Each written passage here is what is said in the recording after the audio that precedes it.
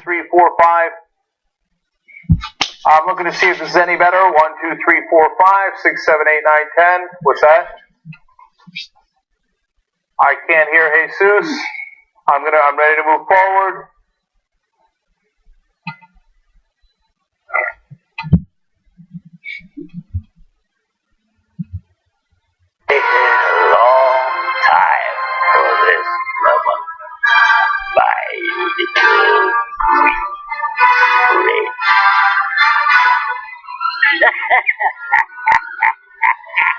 While he never breaks into what you might call a true evil guffaw, Palpatine is clearly having a great time battling Master Yoda.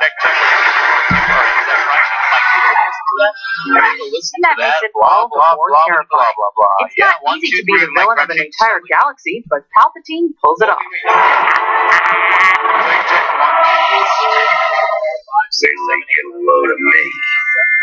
Number 6, the Joker, the Batman franchise.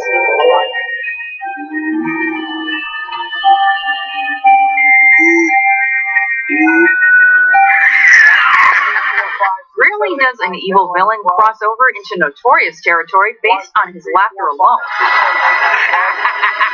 But the Joker is one of those instantly recognizable antagonists. 7, 8, 9, 10. Laugh is the stuff that nightmares are made of.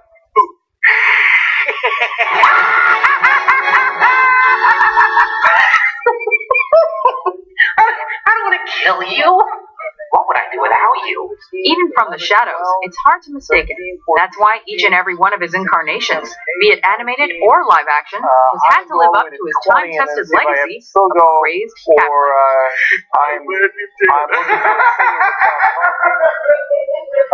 Besides, who wants to be so serious when being a Joker is so much fun? $1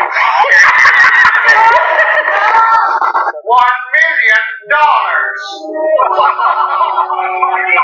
Number 5, Dr. Evil, the Austin Powers franchise. Sorry. $100 billion. Gentlemen, silence. While he's never quite in the know when it comes to evil supervillainy, Dr. Evil does share one trait with his wicked contemporaries. His laughter is as evil as his name.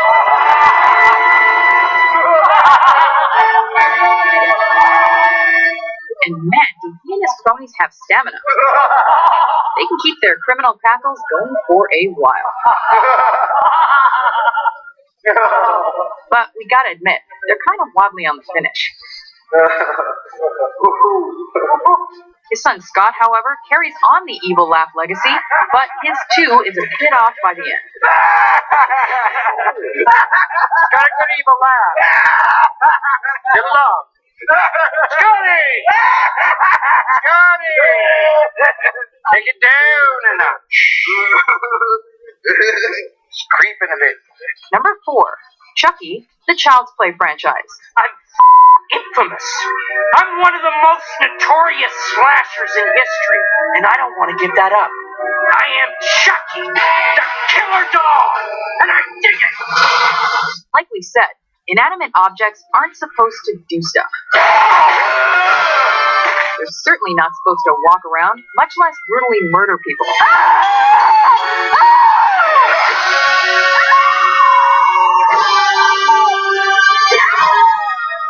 Chucky, however, is exceptional in that he's the product of black magic that transferred the soul of a dying criminal to a doll. I said talk to me, damn it, or else I'm gonna throw you in the fire! You stupid bitch! You filthy slut! Did you with me? But despite its childish demeanor, this doll is pure evil, and so is its laughter. Wait, nuts? You thought?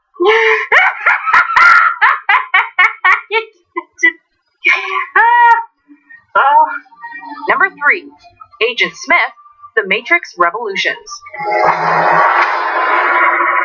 Oh wow, that's a long time. This computer program has come a long way since his days as a lowly agent. By the 3rd film, he's a self-replicating virus making his way through the Matrix, assimilating practically everything and everyone in his path. On his way to killing the One, which would grant him ultimate power, Agent Smith takes over the Oracle, and in the process gains her clairvoyant abilities.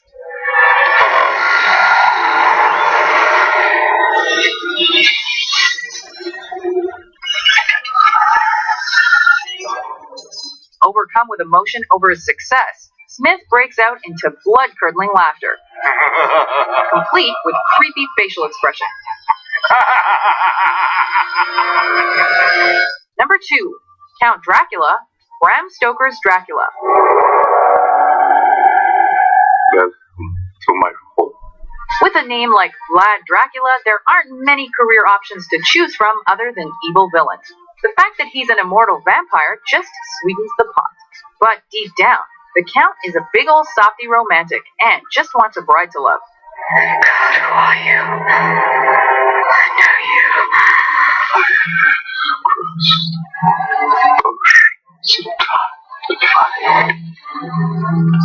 However, he goes about it the wrong way by killing and transforming as many people as he can, and that makes him happy, viciously so.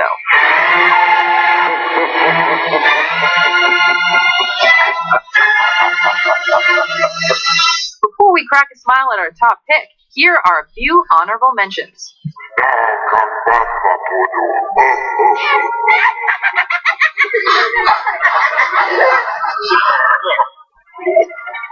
Imagine if he joined us.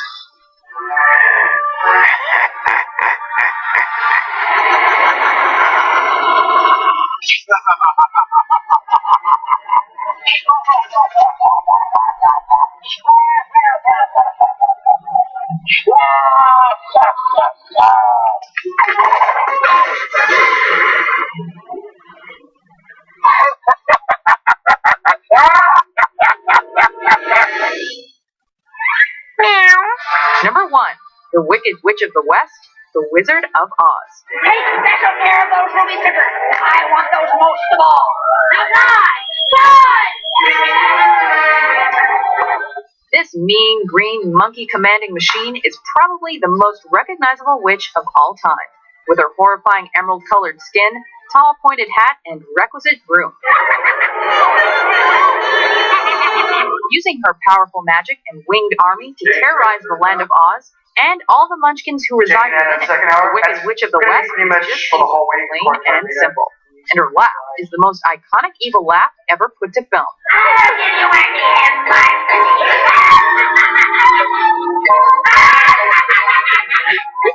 Who can blame Dorothy for taking off down the yellow brick road? I'll get you, my pretty, and your little dog, too.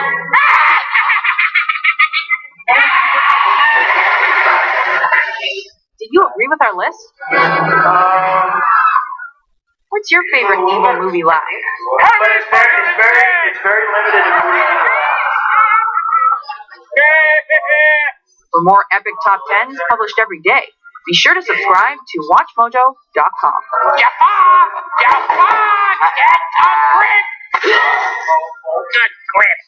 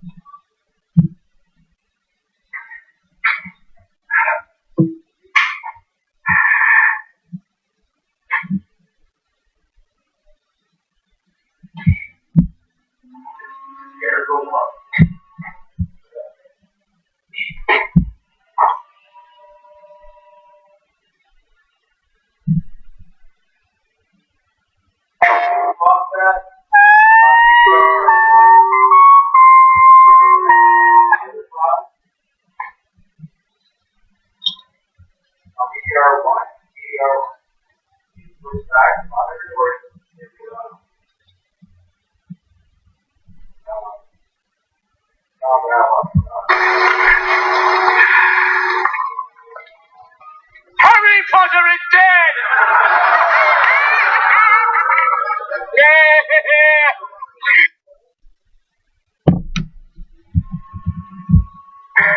What's up, Maya? I like Taco Tuesday. It was yeah. A little expensive for me, but it was fun. Hard to remember. Yeah, and they were like, I don't want to say Del Taco tacos, but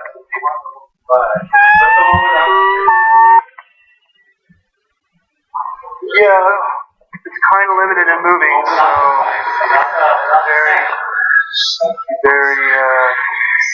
very concerned about that. Oh, something like that. Number three. It's on number 3. Yes. Sorry, number 3. Number 3. Me and Mike already did mic check, so we're good. Okay. Check number 3. Mike number 3. James Mike number 3. Jank Mike's number 3. Number 3. James Mike number 3. Number 3.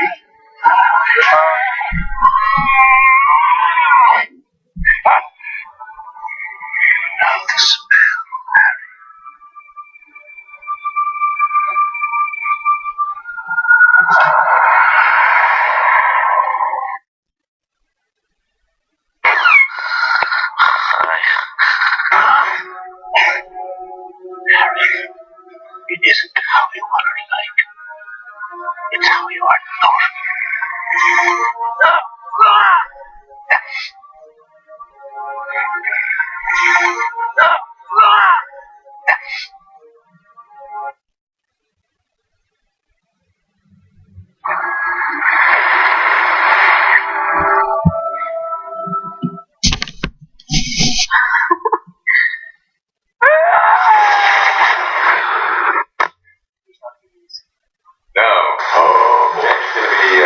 Yeah, he's not gonna be a handicapper. Microphone 2, number 2. Microphone 2, number 2. It's on number 2. 2. Check number 2. Number 2. Number 2. 2. Dulce. Number 2. Number 2. Taco Tuesday. Number 2. 2. Taco Tuesday. Number 2. 2 for Taco Tuesday. Can I keep talking? Okay. Taco Tuesday, number 2. Taco Tuesday, 2. Taco Tuesday, 2. Taco Tuesday, 2. Check number 2. 1, 2. Toast. Powdered toast. Toast. Powdered toast man. And now I'm posted off with sex because I shaved in my pants.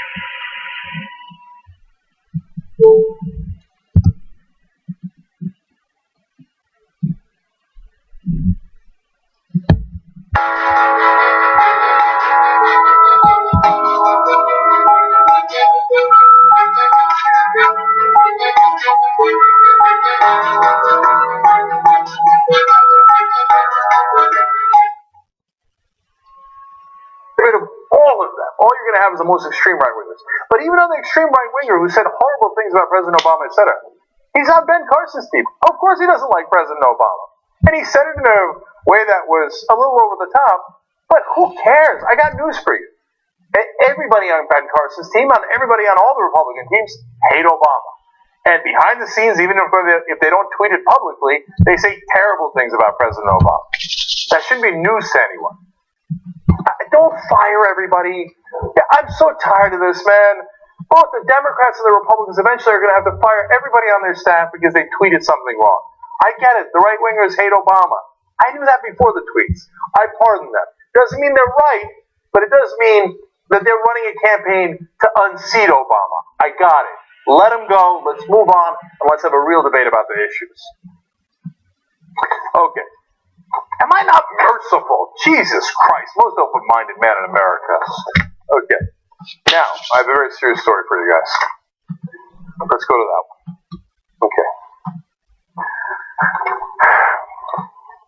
Now, President Obama sometimes doesn't want to acknowledge that the terrorism we face here in America is almost always radical Islamic terrorism. Fox News gets on him for this, conservatives do, but he's got to realize it. Maybe he'll realize it now that it's hit home. Well, turns out a terrorist was looking to assassinate President Obama. Amazing story. He said, I don't want to annihilate anybody. I want to fucking change America. Look at ISIS guys coming to change America, man. See, actually, some of the conservatives did warn us about this. They said ISIS would come to change us, right? But it gets much worse. He said, if you had contact with the people that you say you had contact with, I could kill the President of the United States. He told this to an informant. I could kill the President of the United States, and then we storm Washington, and then we take over the country. Well, there it is. Oh, my God. Islamic terrorism, ISIS is coming to take over the country. They're going to kill our president. And he still won't say Islamic radicals. Let us call it what it is. What? Full the string in the book, right? I'm getting word that it's not an Islamic terrorist. That it's actually a right-wing terrorist working with the Aryan nation. Oh. His name is Cameron Stout. He's of Stover, Missouri. So that terrorist, who is not being called a terrorist by anyone, even though he came to take over the country and wanted to kill our president, is actually a guy who is a right-winger and a white nationalist. Why is he not a terrorist? Of course he is, right? Isn't it amazing? Almost no story calls him a domestic terrorist. Now, as I told you, same exact quotes. The quotes I read were actually, of course, from Cameron Stout. If it was a Muslim, you'd be saying, "Oh my God!" If you're all over the news, "Oh, we found an ISIS guy who was going to assassinate the president." You see, we knew it. The radicals, Islam. Why won't he call it? So I got a question for the rest of the media. I got a question for Fox News. Why won't you call this guy a right-wing terrorist? Why won't you call him a white nationalist terrorist? Why won't you do that? Why won't you call evil by its name? Now, I have more from Cameron Stout.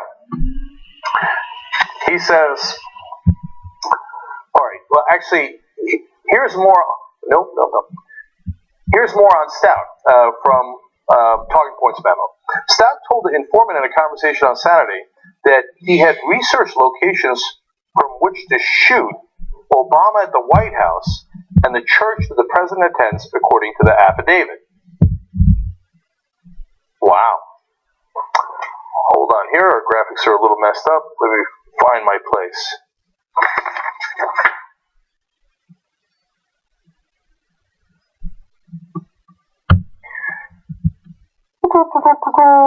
Okay, I'm going to put these graphics aside because I don't know what the hell's going on here, and I'm going to go for my sheet.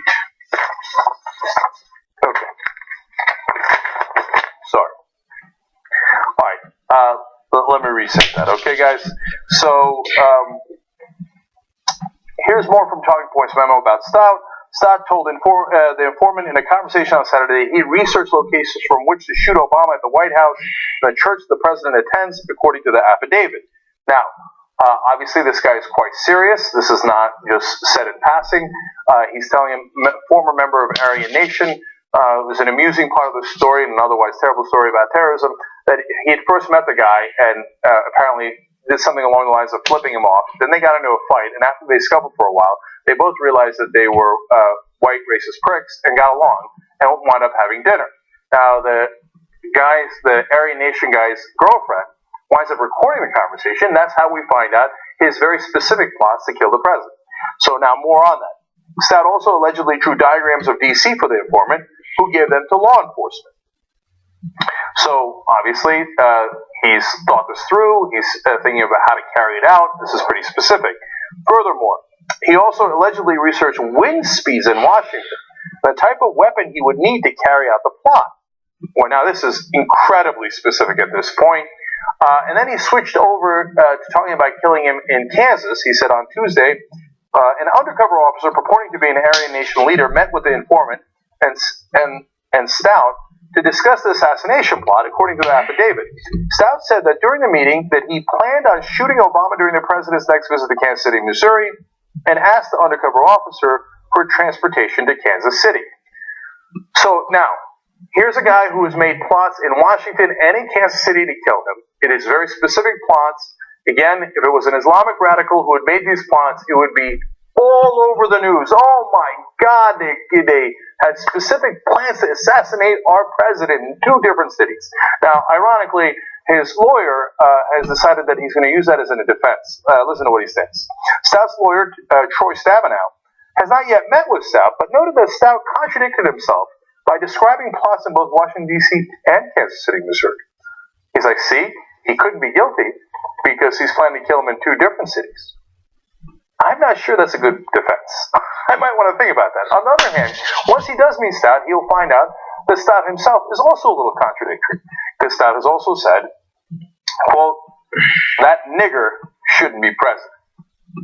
Now, remember, this is recorded, and he doesn't know he's being recorded. It's recorded by the informant, right? Then he went on to say, quote, some of my best friends have been nigger. Isn't that funny? You got a white racist talking to a former member of the Aryan Nation who happens to be an informant. He doesn't know he's an informant. And they're having a conversation. But even in the midst of that conversation, they're talking about killing the black president, partly because he is black and he wants to shoot that, quote, nigger, right? Even he says in the middle of the dinner, don't get me wrong, some of my best friends are niggers. Isn't that crazy? Isn't that amazing? I bet if you asked him, he'd say, oh, me? No, I'm not racist. I just told you some of my best friends are those guys. Keep that in mind next time somebody tells you, no, some of my best friends are black. So I couldn't have possibly said anything racist. All right, but the bottom line is a very serious one, which is, here was a guy who made very specific plans to assassinate the president that would definitely qualify under the definition of terrorism. And yet no one calls him that. Right? And you know it, even if you're against me, you know that if he was Islamic, if he was ISIS, not only would it be the biggest news story in the country, but Fox News would be screaming right now at the president, who was going to be the victim of this plot, why won't you call it by its name? It's Islamic, it's Islamic.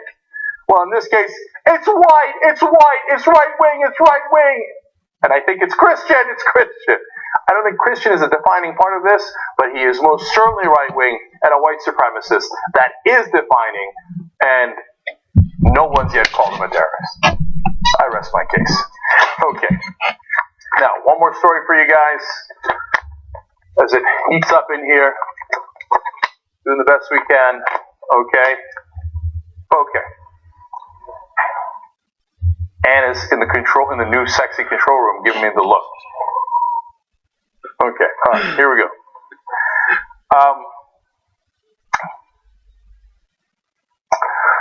So there was a recent study by the Institute for Policy Studies. The person who did it was Sarah Anderson. She asked an interesting question. What is more, the amount of wages being paid to everybody on minimum wage across the country, or the bonuses of Wall Street bankers in just 1 year, 2014? Okay, so it's apples to apples. It's the year 2014, just comparing everyone who's got minimum wage, all the money they made, to just the bonuses of the Wall Street guys. Now, what do you think is bigger? Now, you're not going to be surprised, right? Of course, the Wall Street bonuses are bigger, but look at how much bigger they are. Let's show you the graph. The Wall Street bonuses are $28.5 billion. And all the people in the country who got minimum wage in 2014 only got $14 billion. Isn't that amazing? Let me give you more specifics.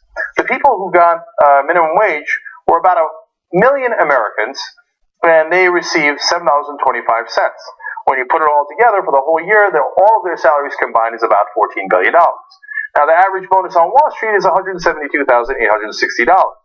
Okay, and when you take the number of people working on Wall Street and multiply it by that number, that comes out to 28.5 billion. So 1 million Americans don't make as much as just the bonus of the Wall Street guys. Now, get a load of this. It's not their entire income. Certainly not their entire wealth, not even close. They have a salary. We were just talking about the bonus. What's their salary? On average, for Wall Street workers, the salary is $200,000. So if you include the salary and the bonus, the Wall Street bankers alone make more than 4 times what 1 million American workers make on minimum wage. Gee, I wonder why people are worried about income inequality in this country. This might be part of the reason why. All right. I'm going to call it an hour. Okay. I'm going to have to take the world's biggest shower after the show. You can see the Turkish sweat, right? My God, I am cooking up in here. All right, let's take a quick break. We'll bring Anna in. We'll do a wonderful second hour for you guys.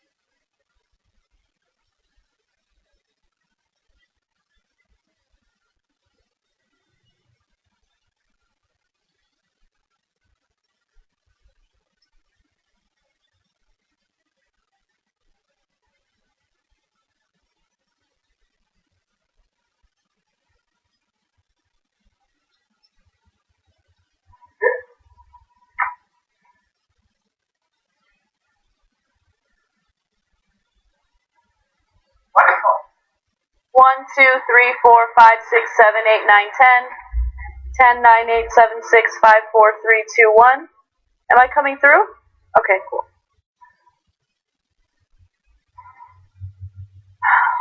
Also, Bart, can you check on my graphics printouts? I think Amir's supposed to print them out. Thanks.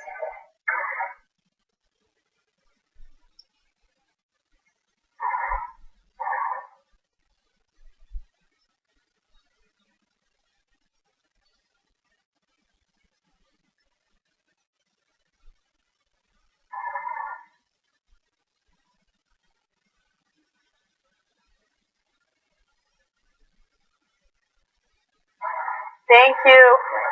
So for the origin story, we got like all the pictures. We got the picture of the house, and then like the last three are pictures from Eyes Wide Shut. So if you want to like go to that, go have them. Okay. Okay, but if you're gonna go to that, like setup, you can. Yeah, that's what I'm saying. You do it. I don't want to go to that. Okay. All right.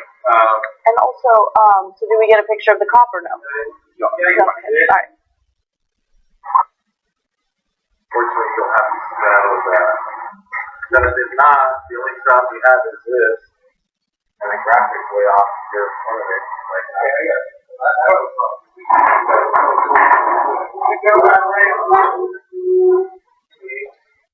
Am I okay, or do I need to move as well? Probably gonna have to. Okay.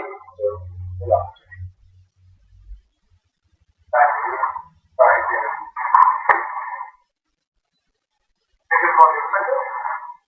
Oh, okay.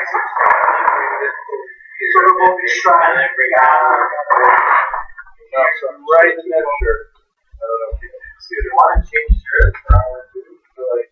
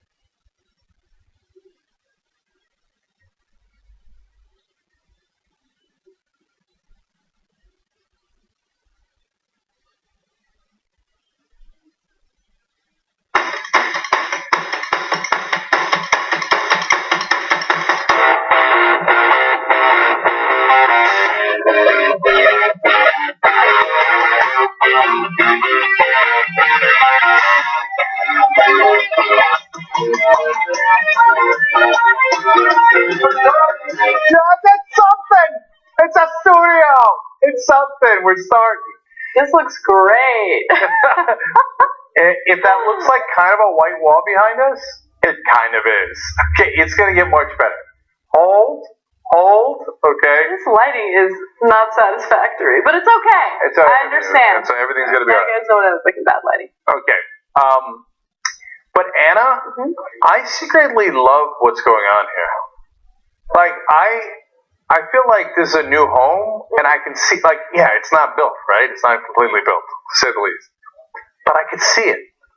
I can see the new home. Glass half full. That's all I have to say. Oh my god.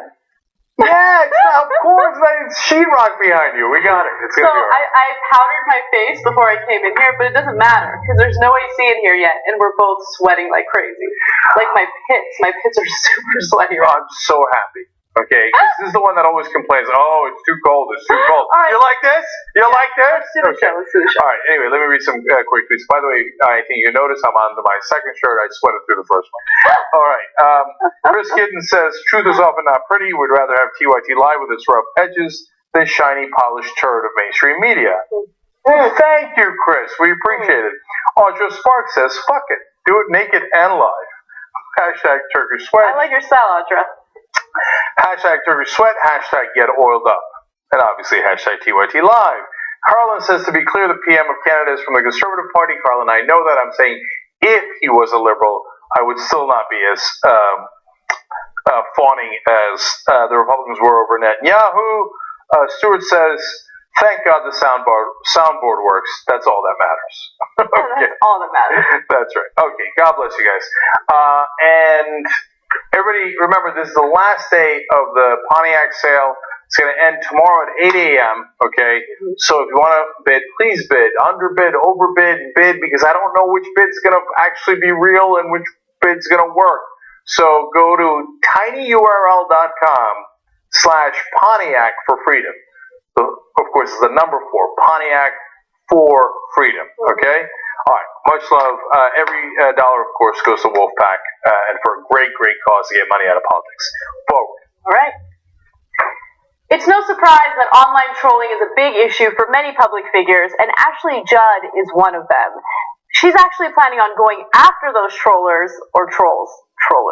after they went after her because of her comments on a game. Now, she was watching a basketball game, college basketball game, and she had something kind of nasty to say about Arkansas. She actually tweeted to them during the game and said the following: "Dirty play could kiss my team's free throw making ass. Bloody 3 players so far." Now, as you guys know, when it comes to issues like politics or sports, people lose their shit if you say something that they disagree with. So, of course, the Twitter trolls started rolling in, and they said some pretty terrible things to her. Well, she was not pleased about it, so she started retweeting some of the more abusive tweets, and I'll give you a few examples of that. One person said, "What the hell do you even do, you stuck-up cunt? What are you famous for again?" I mean, there should have been a question mark there, but no big deal. We all got what he meant, right? I think that was the smallest part of his tweet, the smallest problem in his tweet. Yeah. So, a couple of things here already. For those of you who don't know, Ashley Judd's from Kentucky. She loves the Wildcats. She often talks about them, and so that's why she's passionate about that game. Yeah. Now, that doesn't mean you get to call her the C word, right? But they feel like it's the internet. It doesn't really matter. I can say anything I want. It could be the most terrible thing in the world, and I can say it. And now here she is saying, no, that's not really true, and I'm going to fight back. So let me give you one more example, and then I'll tell you exactly how she's planning on fighting back. Another person had tweeted to her, "Go suck on Cal's 2-inch dick, you bitch whore." Okay, all right. I mean, it's interesting because these are harsh tweets, but I'm desensitized to them. So I'm like, yeah, I mean, of course you're going to get tweets like that. You know, it's like what you expect online. Now, she is not pleased with it, and some of the tweets she believes are even more abusive and threatening. And so as a result, she went on the Today Show, and she talked about them in greater detail and what she plans to do to combat them. Take a look.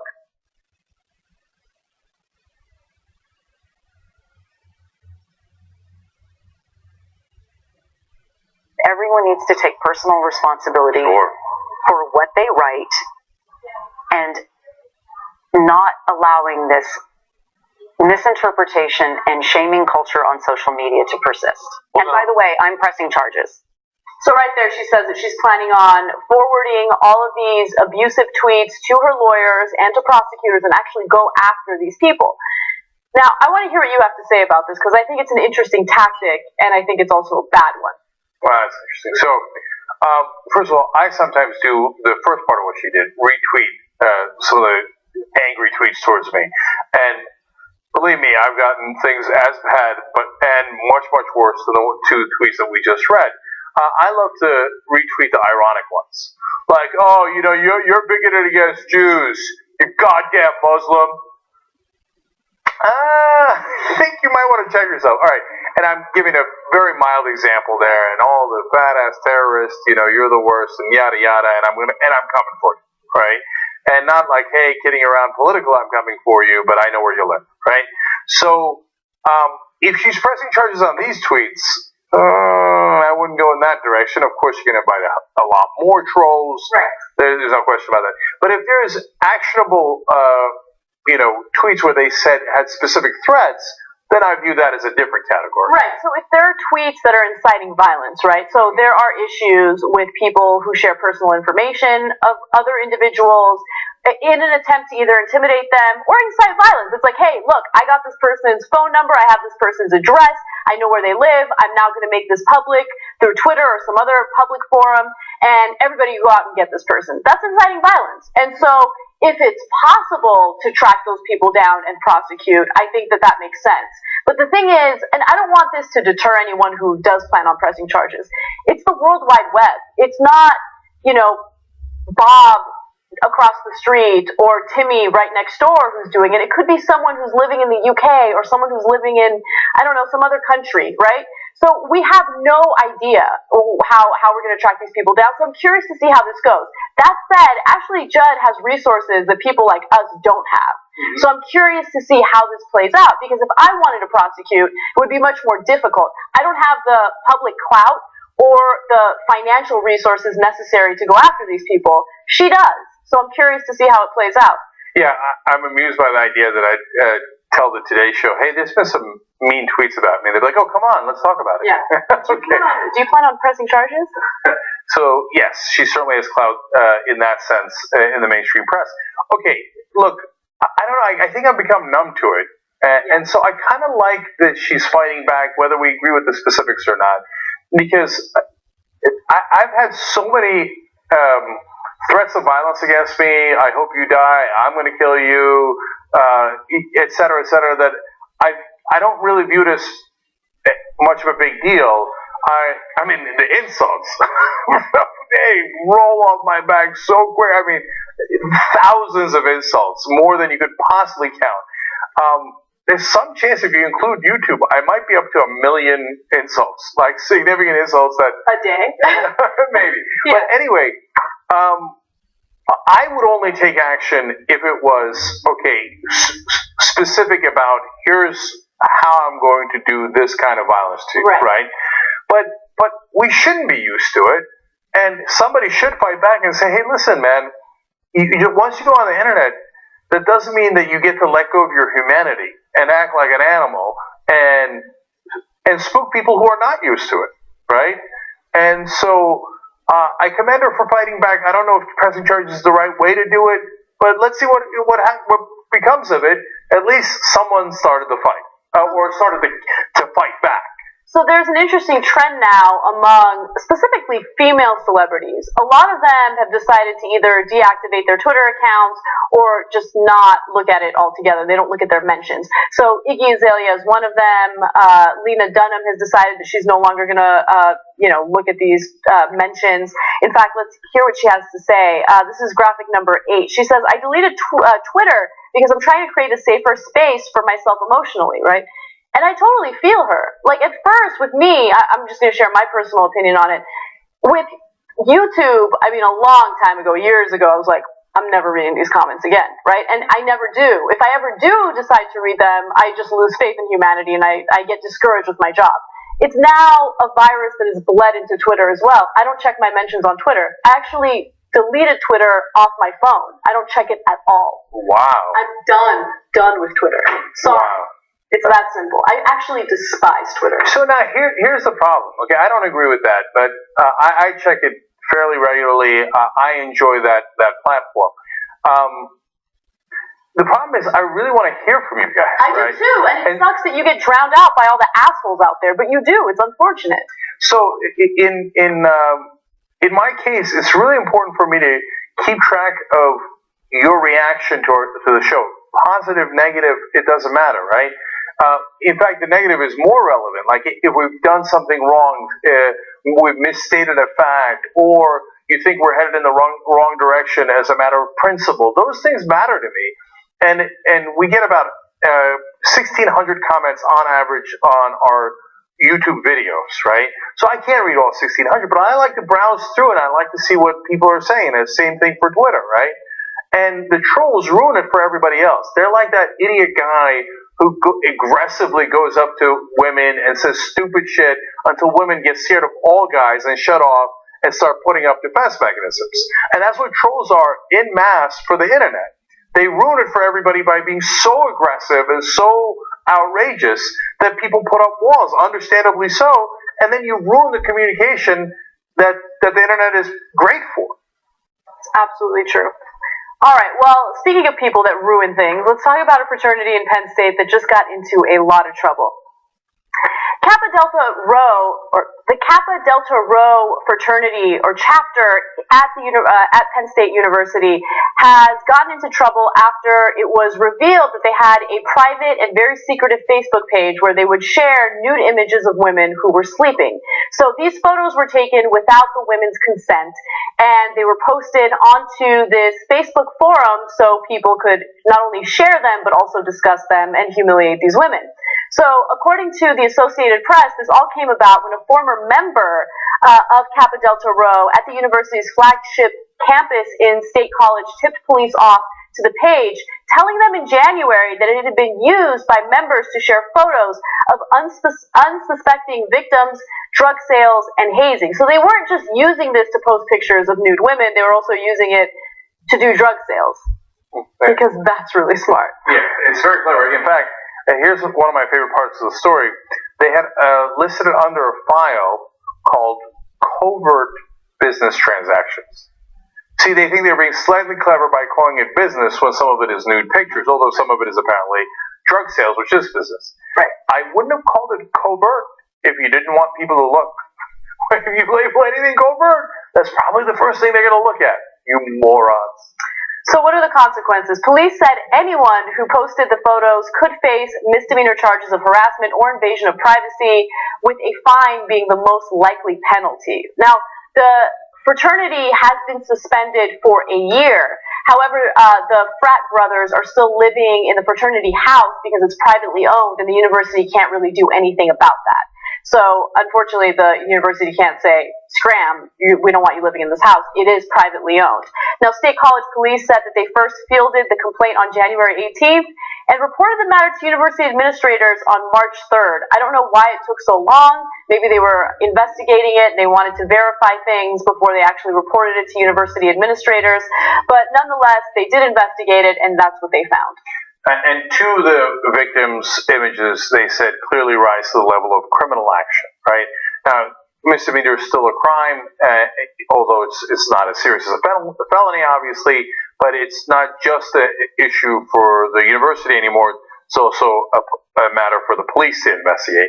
Now, you're not allowed to take pictures of naked people without their permission and then put it up. There's varying laws in different states, but in this case, as they say over and over again, it might be a crime. Now, look, am I unaware that there are young guys all across the country taking pictures of women in different states of dress and undress? And you might be wondering, like, how did they get the pictures? What happened? Like, for example, they might have had consensual sexual activity of some sort, right? And the woman thinks, her mistake, she thinks... She trusts the guy. Hey, I slept with this guy, I like this guy, I think he likes me. Meanwhile, he's thinking, I can't wait till she's unconscious enough so that I can take a naked picture of her. So it's not a sexual assault. It appears in a lot of the cases that women are there and they're naked consensually. but they did not agree to have you take a picture of them. Right. And of course, young guys being young guys are like, oh, this is going to be really fun. I'm going to show it to my pros, right? And I know a lot of people think that way, but you got to realize it's not funny to the girls. It's not funny. It's not funny when it's posted online. And look, there are 144 active members on this Facebook page. Someone is going to save the pictures. It'll get posted somewhere else. I mean, these pictures ruin people's lives. Why is it so difficult for people to understand? And you know what? I think that they do understand. They just don't care. And so, yeah, I like that you clarified that, Cenk. At this point, there's absolutely no indication that there was a sexual assault or rape or anything like that. The only thing is that these women had their pictures taken without their consent as they were unconscious. So what I love is how men don't think about, or these boys, I should say, because these are freaking boys, don't think about the long-term ramifications of this, right? So these people are the same ones that'll probably go around whining and crying about feminism and how women aren't, like, you know, giving them a chance, and they don't like the nice guys, and they don't whatever. And then they go around and they betray trust like this, right? This is why women become prudes, as they say, because they don't want to get burned like these women have been burned, right? And I can't wait. Give it like what, maybe 5 minutes if it hasn't already happened, for people to start blaming the victim. Well, then she shouldn't have slept with him and she shouldn't have slept over naked. No. The victim blaming in the story is ridiculous. Yeah. All right, look here. We do a couple of things with it. First of all, you can flip it and say, okay, what if she took a picture of him while he was sleeping, and he's flaccid at the time, right? Because he's sleeping. And then she posts it to all of her sorority friends. And by the way, they also had alumni out here, right, who one day may be in a position to hire these people. And then all the girls on campus laugh about, and then they post it all over the internet, like, haha, what a small dick you have. What? You slept with me? You shouldn't have slept with me. Now, my guess is that you wouldn't agree to that argument, right? So, but in the case of women, they're like, oh, yeah, we got her, yeah. And listen, you knuckleheads, the more you make that kind of argument, the more they're not going to want to sleep with you. So don't make that argument if you're interested in having them, do things that you want them to do, right? God, they're so stupid. They ruin it for everybody else. And finally, you're at Penn State. I mean, of all the colleges, I'd be even a little bit more careful if I was at Penn State in getting involved in any scandal involving sex. Okay. You want to take a break? Yes, I do want to take a break. Okay. I'm going to die. It's a little hot in here. All right, we'll be right back.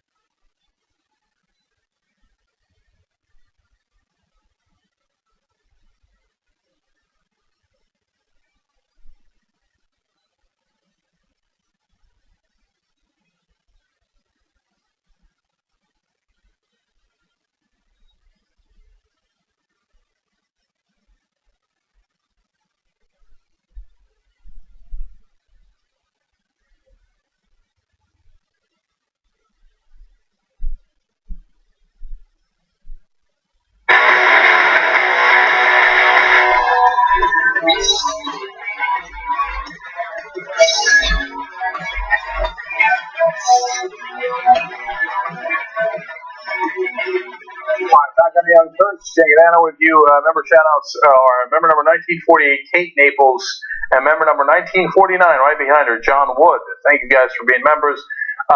Despite the balmy weather in the studio today, we will do a post-game show for the members, and it'll be fantastic. We'll talk a little bit about our trip to Austin, Texas. Did they keep it weird? Preview for that is yes.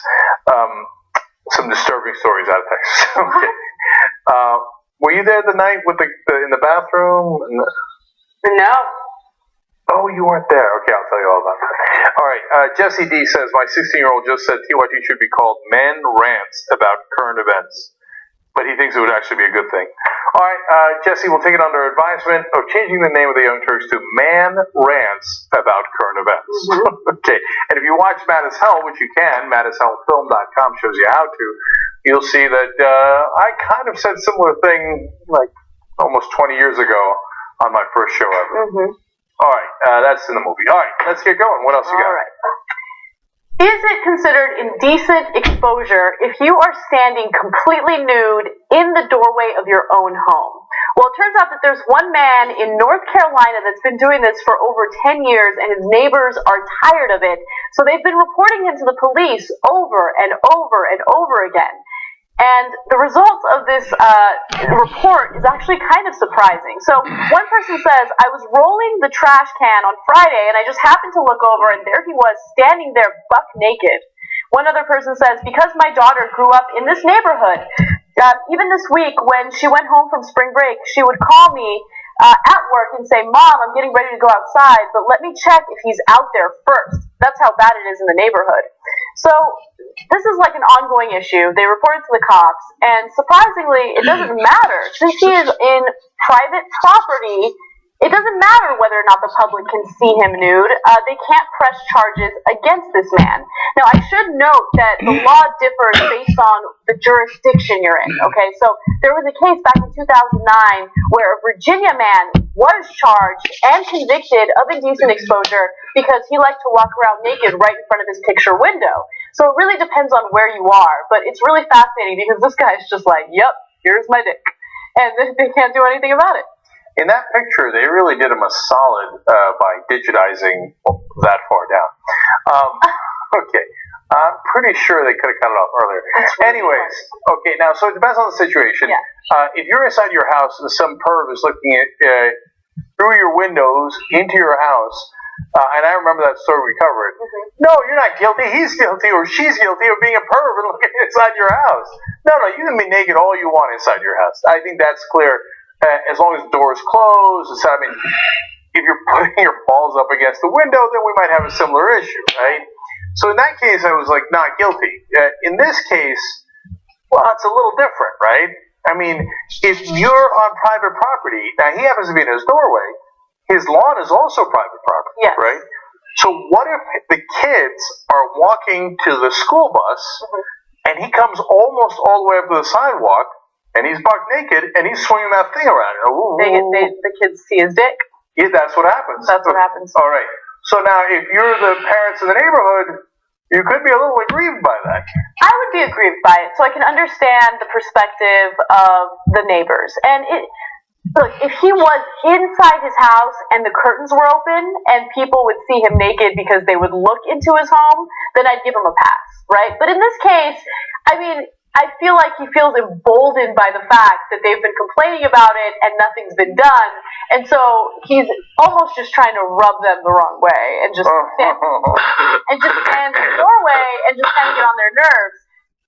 Look, it really depends on what you consider the public and private domain. And in this case, it's a public domain. Even if he's on private property, I don't think it matters. If you are on your private property, but you are nude in the public, meaning that other people who are not inside your home can see you naked, well, then you're not, protected by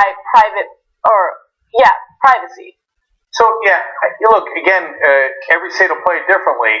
If I'm in North Carolina, would I want to change laws a little bit and say what Anna's basically saying, which is that if people can clearly and reasonably see you, even if you're on your own private property, right, then you have some responsibility to not do things that are obscene or, and it depends on how you define obscene. Don't get me wrong, I don't want to go too far.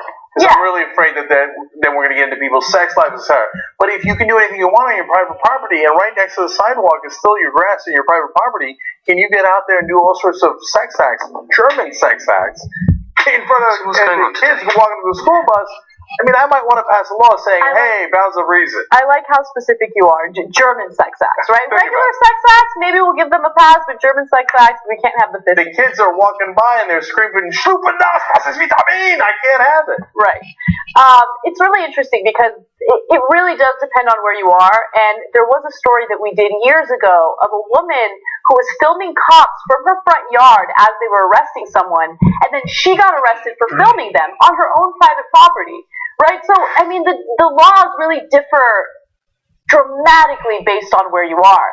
And I have a bone to pick with some people. And I don't know how true this is of everyone. But I live in an apartment building, right? And so I have an iron door, which you can see through, and I have a wooden door. And every once in a while, I like to leave the wooden door open, and people walk by, and they look inside your apartment all the time. Don't look inside my apartment, dude. I don't do it. I make a mental note every single time I'm walking through my apartment complex. Don't look inside people's homes. Just don't do it. It's rude. It's so rude. Well, see, that's why these issues are difficult, and they're not crystal clear.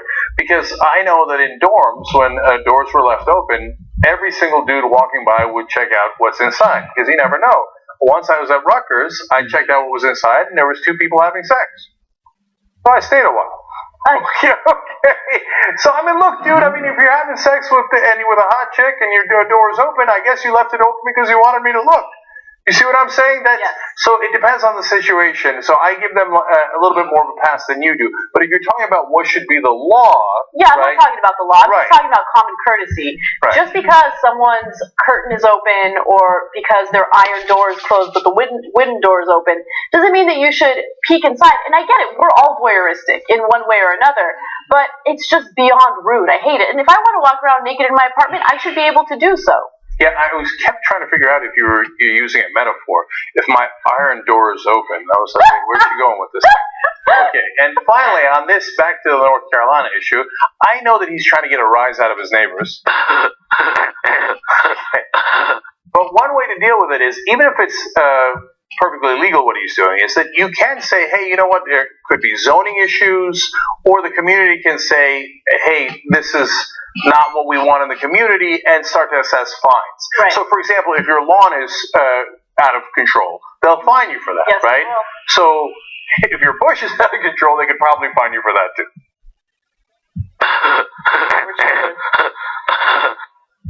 All right, moving on. This is probably my favorite story of the day.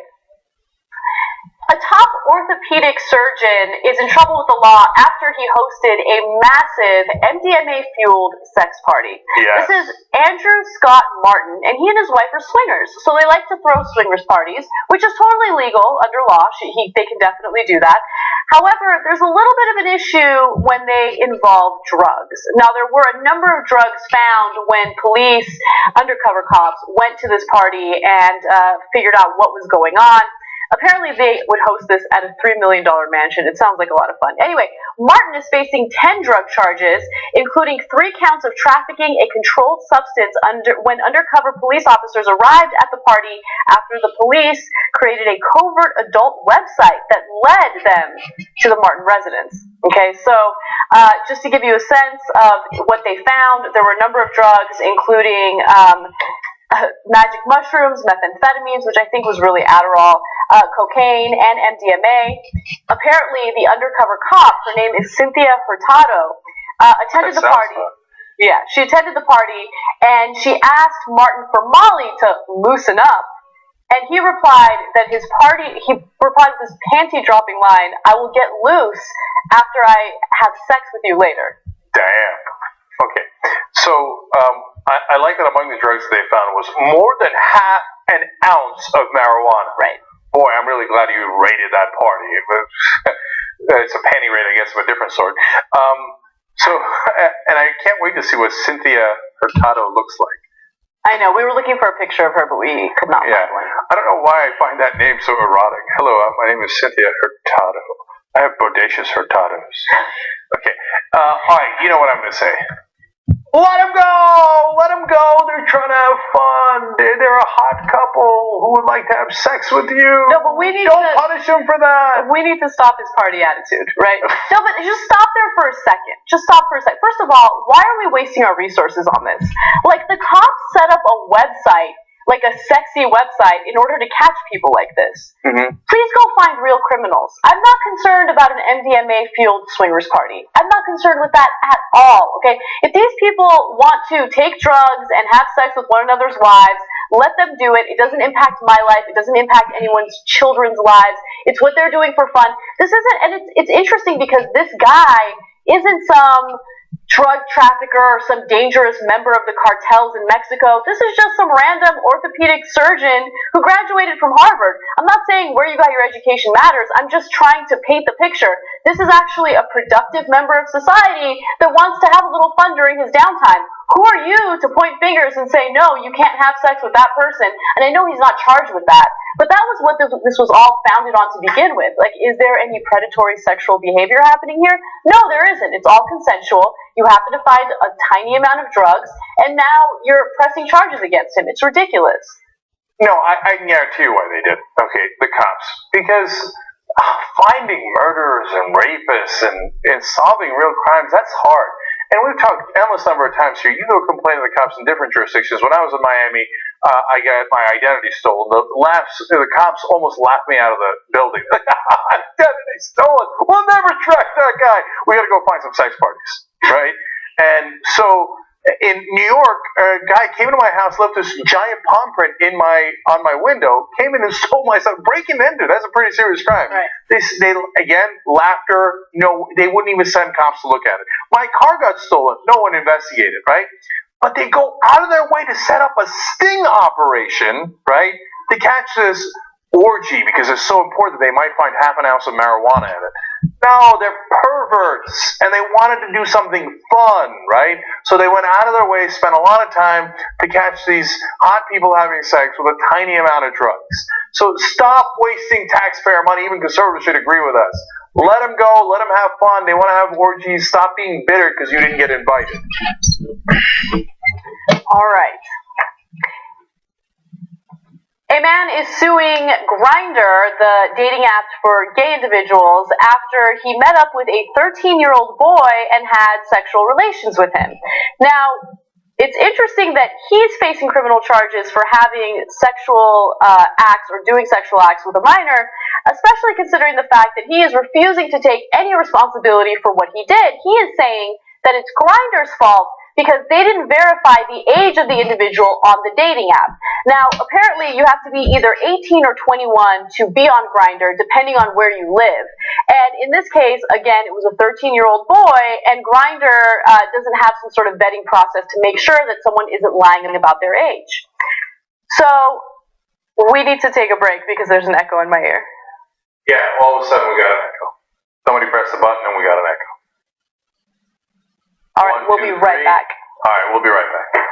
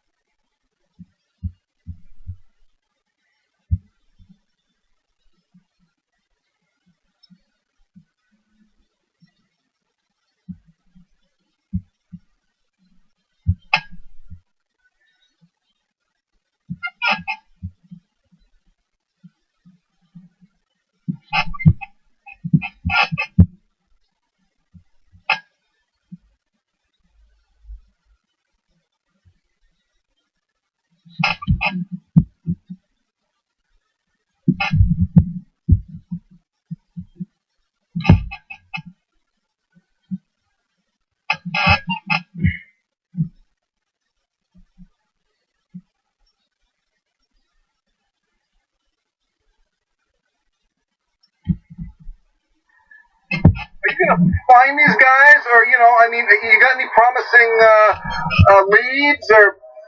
Leads? Yeah, sure. I'll just check with the boys down at the crime lab. They got 4 more detectives working on the case. They got us working in shifts.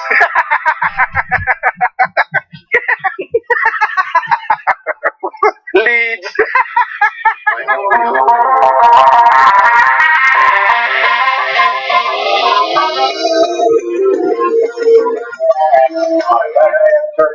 Who would have figured that Big Lebowski would be a historic movie?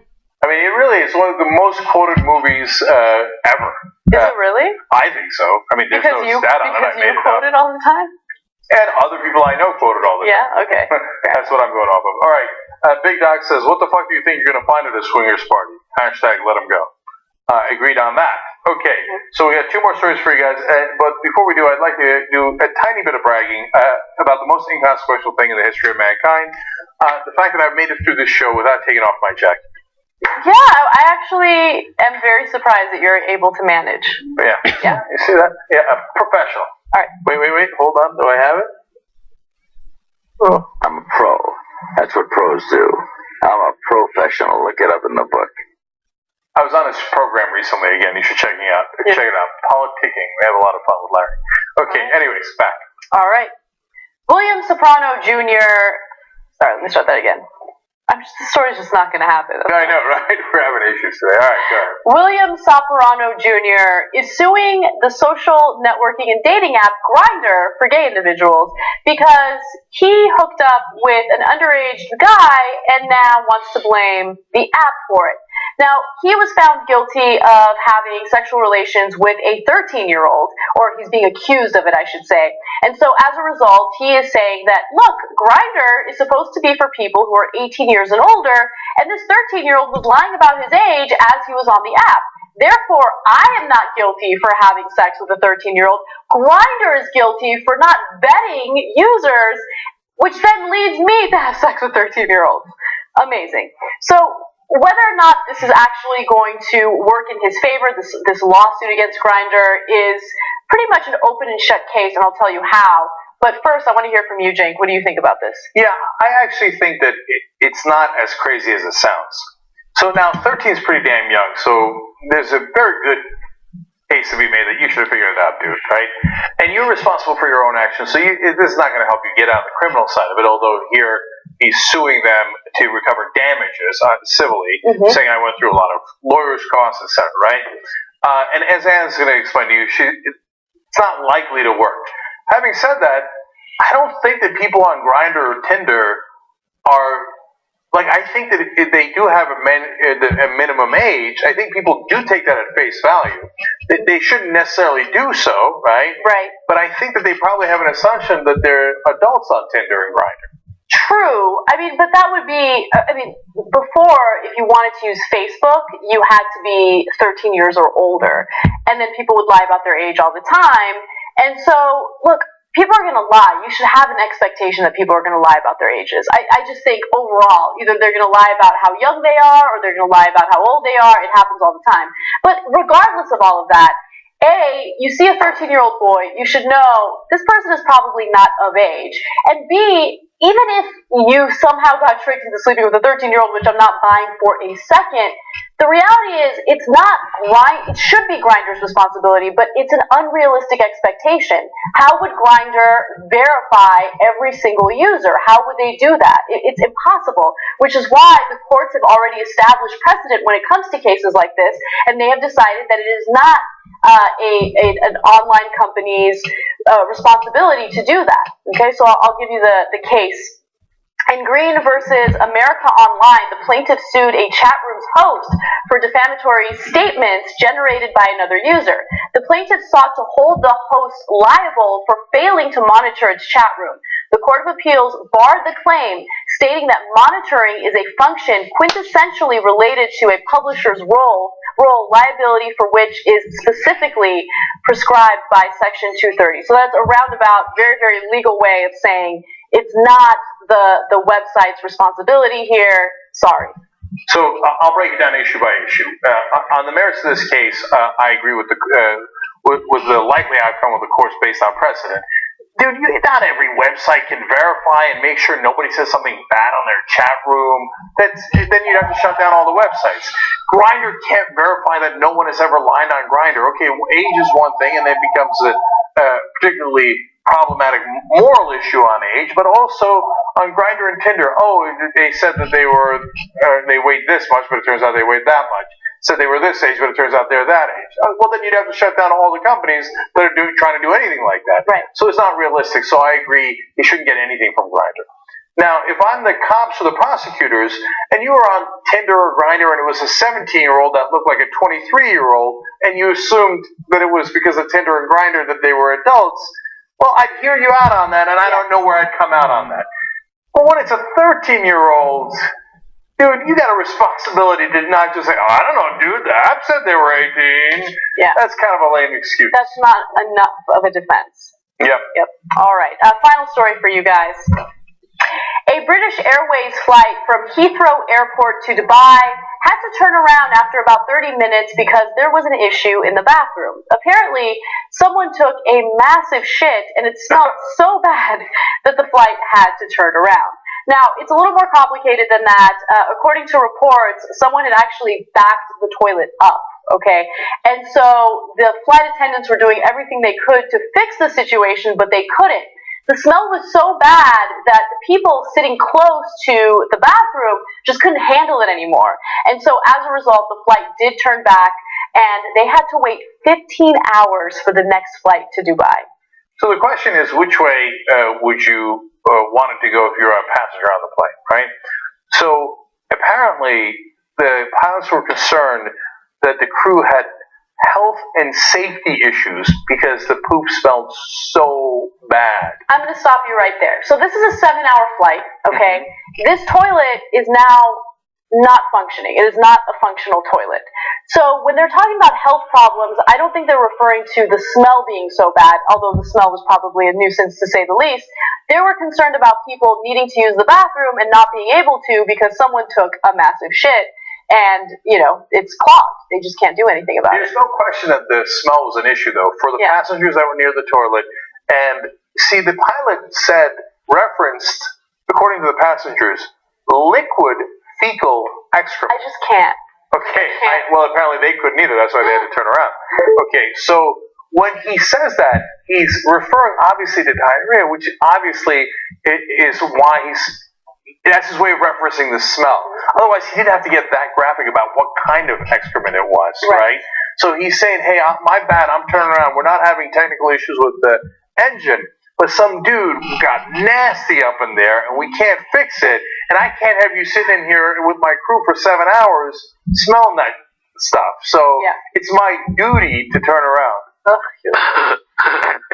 course, there's going to be a joke. I feel terrible for the person who had gastrointestinal issues at that moment and had to use the bathroom. Look, I believe that if you can, you should prairie dog it as long as possible and not make people deal with the torture of the smell of your poop. But in this case, obviously the guy couldn't hold it. He was having issues, right? And he must be so embarrassed. And not only did it divert the flight, all of a sudden you have to wait 15 hours to get on another flight to Dubai. It's a disaster. Look, that is record-breaking, man. You're the dude who turned a plane around with your poop. It was so nasty that they were like, we can't. No mas, we give up. Okay. I mean, that's a story for a lifetime. It is a story of a lifetime. And it's, by the way, and it's bad luck too, because like you unleash some sort of storm inside the plane, and then the toilet breaks on you. The terror in his face must be like, no, flush, please flush. Oh, no. Oh, no. What have I done? No. Dude, dude, what a crappy situation. But I did have a good idea, okay? He should just reveal himself and he'll get a reality show in the US. Oh, dude, man, I'm telling you, people will start raising money for him on the internet. We can title it When Shit Hits the Fan. Okay. What? I don't get any soundboard? Alright. And if he does reveal himself, he should call himself Passenger Number 2.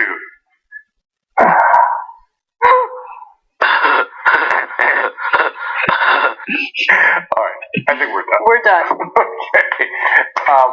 By the way, in the beginning I was not in favor of turning around, but then when I realized the toilet is actually broken, yeah, and they're going to have to sit there for 7 hours, and then other people can't use the toilet, I think you got to call it a day. And also that recycled air, right? Whoa. Okay. The worst. All right. Okay, we do have members only coming up for you guys. We got a lot more to do today. I got a final judgment, which you'll see on Facebook and YouTube later, and we actually, I'm going to make Ben sit through this for old school, so it'll be the quickest old school ever this week. Okay. Anyway, Bye bye.